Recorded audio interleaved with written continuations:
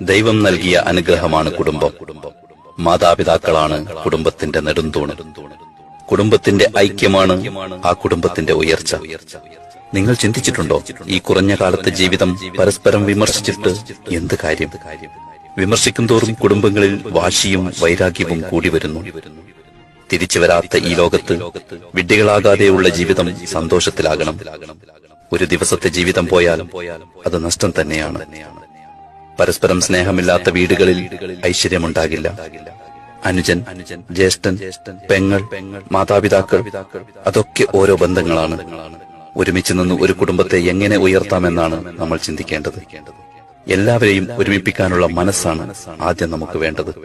ഒരു വാക്ക് മതിയാകും ഒരു കുടുംബം ചിന്നിച്ചിതറാൻ. അയൽവാസികളുടെ ഇടയിൽ കോമാളി ജീവിതം നയിക്കാൻ, മറ്റുള്ളവരുടെ മുമ്പിൽ ചിരിപ്പിക്കാൻ അവസരം കൊടുക്കാതിരിക്കുക. ഒരു കുടുംബത്തെ ഉന്നതിയിലേക്ക് എത്തിക്കുന്നതും താഴ്ത്തുന്നതും ആ കുടുംബ വ്യക്തികളുടെ സ്വഭാവമനുസരിച്ചായിരിക്കും.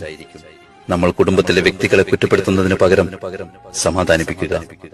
അനുജന്റെ ഭാഗത്തു നിന്ന് ചിന്തിക്കുക, ജ്യേഷ്ഠന്റെ ഭാഗത്തു നിന്ന് ചിന്തിക്കുക. പെങ്ങൾ, മാതാപിതാക്കൾ, ഇവരെയൊക്കെ കുറ്റപ്പെടുത്തുന്നതിന് പകരം അവരുടെ ഭാഗത്തു നിന്ന് ഒന്ന് ചിന്തിക്കുക. കുടുംബത്തിലെ ഓരോ വ്യക്തികളെ കുറിച്ച് പഠിക്കുക, മനസ്സിലാക്കുക. പുഞ്ചിരിച്ചുകൊണ്ട് മാത്രമേ പെരുമാറാവൂ. ഞാനാണ് ശരി, എന്റെ ചിന്തയാണ് ശരി എന്ന മനോഭാവം പൂർണ്ണമായി മാറ്റിയെടുക്കണം. ആരെയും ഒറ്റപ്പെടുത്തി കുറ്റപ്പെടുത്തരുത്. എല്ലാവരും ആഗ്രഹിക്കുന്നത് കുടുംബങ്ങളിൽ സമാധാനമാണ്. എന്തെങ്കിലും കുറച്ച് ലാഭങ്ങൾക്ക് വേണ്ടി കുടുംബ ബന്ധം തകർക്കരുത്. കുടുംബങ്ങൾ ചിന്നിച്ചിതറാനുള്ള അവസരങ്ങൾ ഉണ്ടാവരുത്. ഓരോരുത്തർക്കും ഓരോ പദവികളുണ്ട്. മാതാവ് ഒരു പദവിയാണ്, പിതാവ് ഒരു പദവിയാണ്, ജ്യേഷ്ഠൻ ഒരു പദവിയാണ്, അനിയൻ അതൊരു പദവിയാണ്, ഭാര്യ ഒരു പദവിയാണ്, പെങ്ങൾ ഒരു പദവിയാണ്. ജ്യേഷ്ഠന്റെ ഭാര്യ അമ്മയുടെ സ്ഥാനത്താണ്.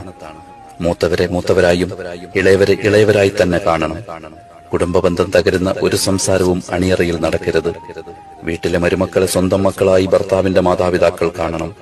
കാരണം അവരുടെ പെൺമക്കളെയും മറ്റു വീടുകളിലേക്ക് കെട്ടിച്ചു വിട്ടിട്ടുണ്ടാകും. എല്ലാവരും സ്ത്രീകളാണെന്ന ബഹുമാനം നൽകുക. അയൽവാസികളെ പരിഗണിക്കുക. അവർ ചിലപ്പോൾ മിണ്ടിയില്ലെങ്കിലും നമ്മൾ മിണ്ടി തുടങ്ങണം. നമ്മുടെ വീട്ടിലുണ്ടാകുന്ന എല്ലാ സന്തോഷങ്ങളിലും അവരെ കൂടി ഉൾക്കൊള്ളിക്കണം. നല്ല മാറ്റങ്ങളും നല്ല ചിന്തകളും. പഴകി ദ്രവിച്ച ചിന്തകളെ ഒഴിവാക്കൂ. പുതിയ ചിന്തയിലേക്കുള്ള പുതിയ മനുഷ്യനാകുക. മാറ്റങ്ങൾ ചിന്തയിൽ നിന്നും കടന്നു വരട്ടെ.